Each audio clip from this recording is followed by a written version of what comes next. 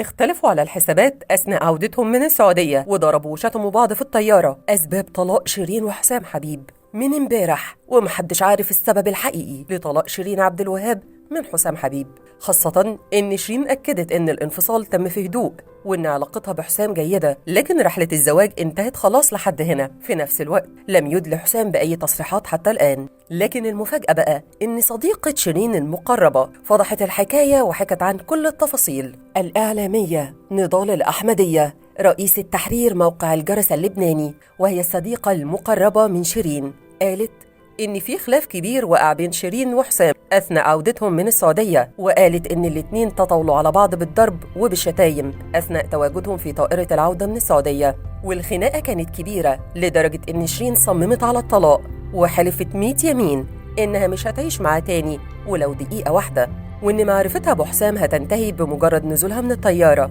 كمان موقع الجرس اللبناني نشر حسب مصادره الخاصة إن الخلاف جاء بسبب تدخل حسام في كل كبيرة وصغيرة تخص أعمال شيرين الفنية، وإن الموضوع ده بدأ يخنق شيرين زيادة عن اللزوم. أكتر من مرة حذرته لكن بدون أي جدوى، لدرجة إنها طلبت منه الطلاق وإنهم يفضلوا أصدقاء، لكنه كان بيرفض. ورغم الخلافات دي شيرين وحسام كانوا بيظهروا لينا على إنهم عايشين في تبات ونبات، مع إنهم ما خلفوش لا صبيان ولا بنات. لكن يبدو كده إن المشكلة اللي حصلت في الطيارة دي كانت هي القشة اللي قسمت ظهر البعير، خصوصا إن إحنا عرفنا إن حسام ضرب شيرين وشتمها شتايم مش ولا بد، فشيرين ردت عليه الشتيمة بشتيمة أكبر منها ومدت إيدها عليه وعايرته بإنه شغال عندها، وبالتالي حسام رفض الطلاق وقال لها ده مش هيحصل بالسهل أبدا زي ما أنت متخيلة، ويبقي بقى وريني هتطلقي إزاي. بعد وصولهم للقاهرة لجأت شيرين لبعض الأصدقاء المقربين ليها ولحسام علشان يتم الطلاق بهدوء جدا. شيرين قالت لهم أنا مش عايزة اللي حصل المرة اللي فاتت يتكرر،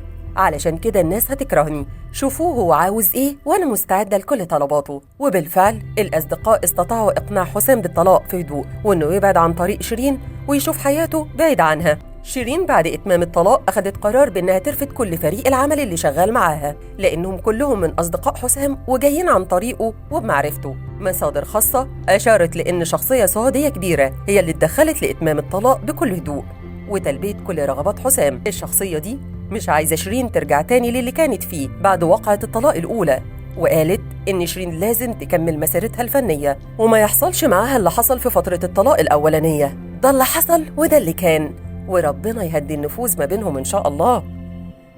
ما تنسوش تشتركوا في قناة مصر اليوم على يوتيوب وتفعلوا زر الجرس علشان يوصل لكم كل الأخبار أول بأول.